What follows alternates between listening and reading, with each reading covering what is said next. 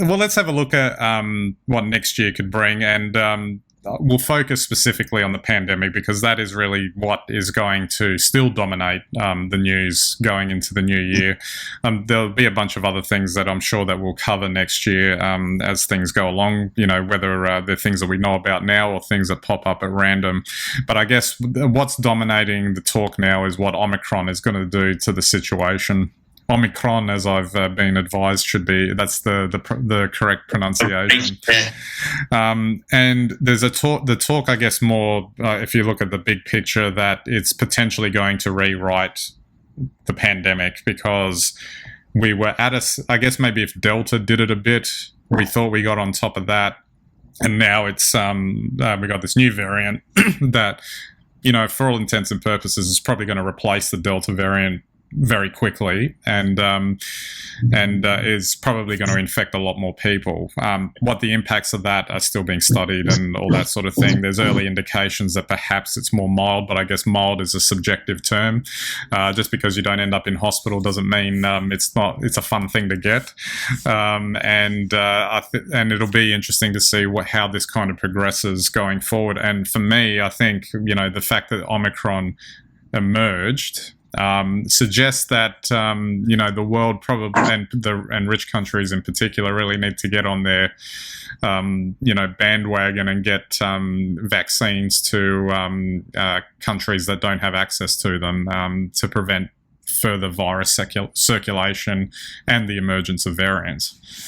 Yeah, well, there's a bit of a wedge now because having to bring forward the boosters for the developed nations is a really tricky position. Do you send that booster to a developing nation to try and shore them up and stop the next variant, and then put your health system under pressure back at home and run the risk of more hospital admissions, et cetera, or do you just push it back the other way? So it's really a really difficult situation. One sort of interesting thing I heard about in the discussion around the development of vaccines going forward, the approach that's interesting too is that the discussion that a booster of the original vaccine is enough to deal with Omicron because it brings your sort of antibody levels up enough that even though it's not directly targeting Omicron, it'll still have the desired effect, I guess, is where it seems to be settling. But then there's this notion that whoever it is, Pfizer or Moderna, are developing Omicron-specific vaccines, and in certain aspects you could see a logic to that. But then at the same time, I've heard the counter-argument, which is, well, yeah, you can develop it and then another variant comes along and makes that one redundant as well. Are we in a place where we're going to continually play catch up in trying to do that over and over again, or whether a combination of approaches is required? Look, I think with the technologies they have today, they can design an Omicron specific vaccine very quickly. But look, who knows? I mean, I don't think even the most experienced epidemiologists and even the vaccine makers have ever seen anything like this, or been in a situation like this where they're dealing with something that they didn't expect. They didn't expect really the fact that catching COVID or even being vaccinated against it, effectively isn't really stopping the spread. So that puts us in a unique situation where the vaccines are your defence against being seriously ill.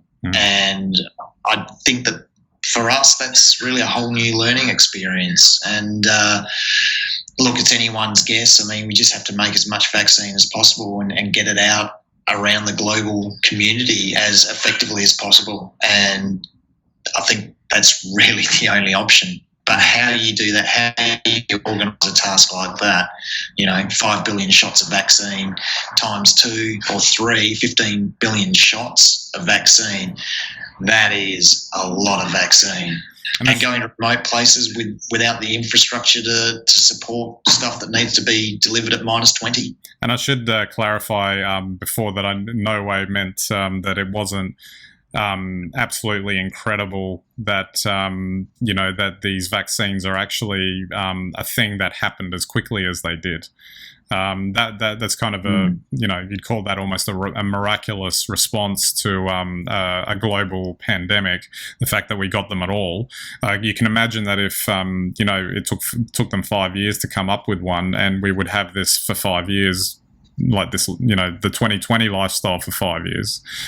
Oh, look, if this had happened probably even 3 or 4 years earlier, there's no way, I don't think we could have produced the Moderna or the Pfizer vaccines as rapidly as we have the mRNA vaccine. So it's just incredible. It is an amazing feat, and that's the level of science and technology that the world is enjoying today, and it's, to a large extent, it's keeping us safe. But it also goes to show that the world there's a lot of inequality in the world when it comes to sharing these technologies in times of need. And obviously this is a health crisis, a global health crisis.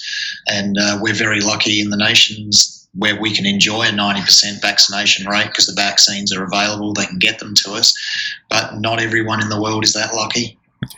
Yeah, absolutely. And I hope that becomes a focus for next year, because that'll probably be the true turning point in the pandemic as it is.